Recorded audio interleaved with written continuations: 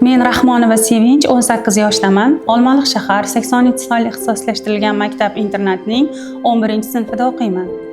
Mana shu maktabni tugatganimdan so'ng Kamoliddin Behzod nomidagi rassomchilik institutiga o'qishga kirmoqchiman. Menga juda ham kashtachilik, tikish hamda rasm chizish juda ham yoqadi.